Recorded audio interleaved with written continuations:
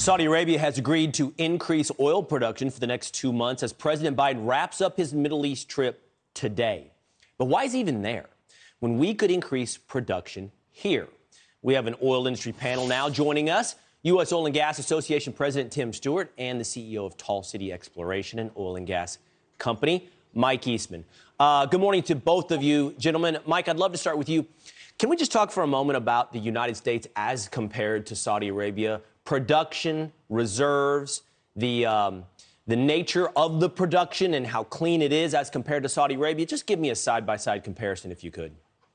Well, the Energy Information Agency, which is our government's own estimate of reserves, estimates right here in the Permian Basin alone that we have 6 billion barrels of, or 12 billion barrels of oil yet to be produced here in the Permian. And in the United States, I think it's 36 billion barrels of oil.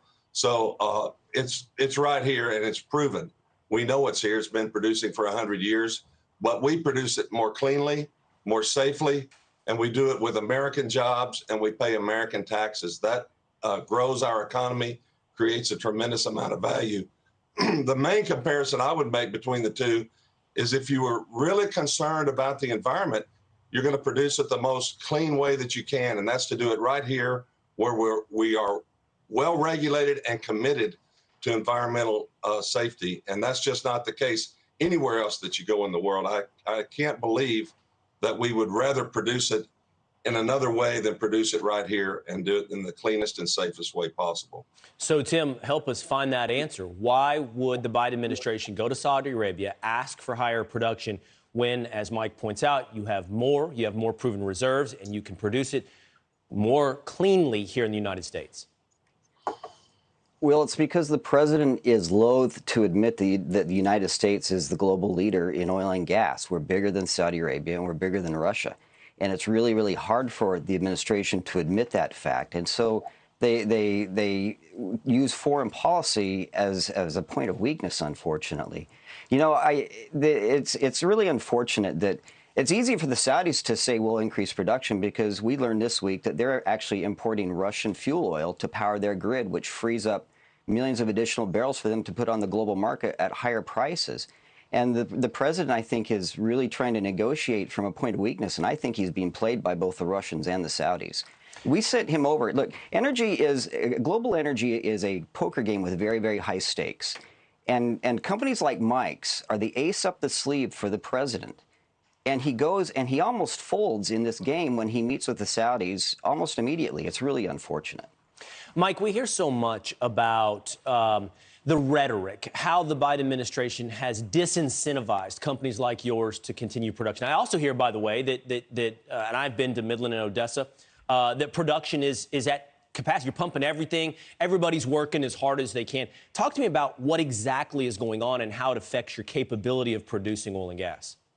Well, I really think that when the president basically vilifies us or says we're getting rid of fossil fuels, that has a ripple effect on the whole supply chain for everything that we need. And really, if we could just admit that fossil fuels are a very real part of our future and work together to solve our energy needs and to grow our energy, I think that would be the main thing that would help us out here. You know, the report also by the EIA from the government, March of 22, said that in 2050, oil and gas will remain the most consumed sources of energy in the U.S. Actually, we'll consume more oil and gas in 2050. Renewables will grow the fastest. They'll double, but they will be 1/4 of the amount of energy consumed relative to oil and gas in 2050. So oil and gas is here to stay. It's part of our future. It's a strategic mineral, really. It can cause us to lead the world and help our country. So let's acknowledge that and move forward together to develop all of these resources. And if they would acknowledge that, I think it would make a huge difference in our whole supply chain out here. Well, Mike, I'm going to be honest, I wouldn't hold your breath. That's a huge admission and a complete 180 from a perspective that we've seen for quite some time. Mike, Tim, thank you both for getting up with us this morning and shedding some light on the fossil fuel industry.